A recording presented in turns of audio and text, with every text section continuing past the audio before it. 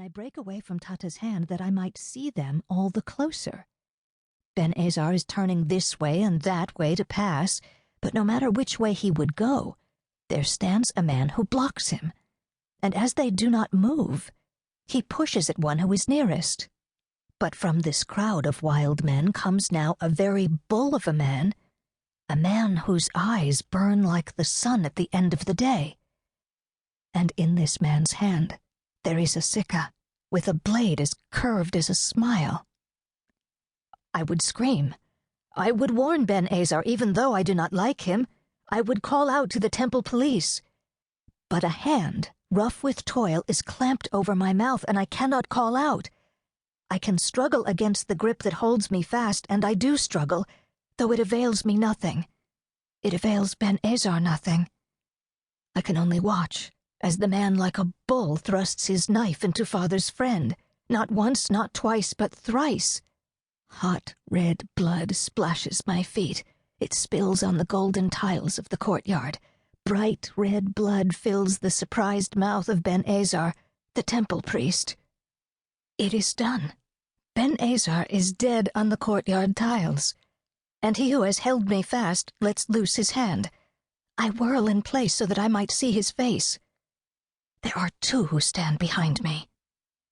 As alike each to each as Jacob and Esau, these two, who are surely brothers, have hair and beards as red as a criminal's hair, as red as a magician's. There is no mercy in the eyes of one, but in the eyes of the other there is sadness, and there is pity, but so too there is a fierce righteousness. There's also, I think, a terrible pain. As I stare up at these murderous twins, the man who has killed Ben-Azar of the house of Boethus speaks out in the crude sounds of Galilee. "It is done, Yeshu'a." And the twin he calls Yeshu replies, "Yes, Simon Peter, come away." They are gone, and it seems no time has passed, and it seems nothing has happened, for only now does Tata succeed in caging her dove. And I would think I had dreamed this terrible deed, save for the still body before me, and the blood on my feet, and the sudden sharp scream of a woman who has, only now, seen what others begin also to see. Because it is the day of my birth, Father allows me to dine this night at his table. How Roman of him!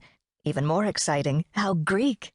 Salome, who is also allowed, pretends she is not as excited as I am, does not think I notice the care she takes with her toilette, or how cross she is with Tata and the other slaves who dress her hair. But I know my friend as I know myself. Is she not my father's ward and the sister of my heart? Dressing with more heed than ever I have, scenting even my feet with sweet oil, to dine at table is such an honor and so rarely conferred. I tell her that even though she has grown breasts, she may not act weary, as other women of our station do. In return, she yawns. But here we are, and there is Father laughing at something a guest is saying. Neither Salome nor I have ever seen this man before. All oil and ooze, he names himself Ananias, and oh, how he stinks. An Egyptian Jew, he claims to come from Alexandria, and when I hear this, I become all ears. There is nowhere so wonderful as Alexandria, unless it is Ephesus. He informs us he trades in the gold of Nubia and Parthia, and the precious balsam of Jericho, but that he relies most on his sponges. People will always buy a sponge. Nicodemus of Bethphage is also at table. Being almost Father's equal in wealth, he is Father's oldest friend, as well as a fellow member of the Sanhedrin, the Jewish governing body. Naomi, Father's new wife, is allowed this night at table too, though this I would rather forget. As the men speak, I watch Ananias peeking at Salome's new breasts. Not that Father notices, nor does Nicodemus. They are too caught up in food and wine and talk of sponges and money. Salome even leans forward so that the merchant Ananias might fill his eyes with the shape of her treasures. I am glad I have as yet no treasures, but if I did, I would not share them with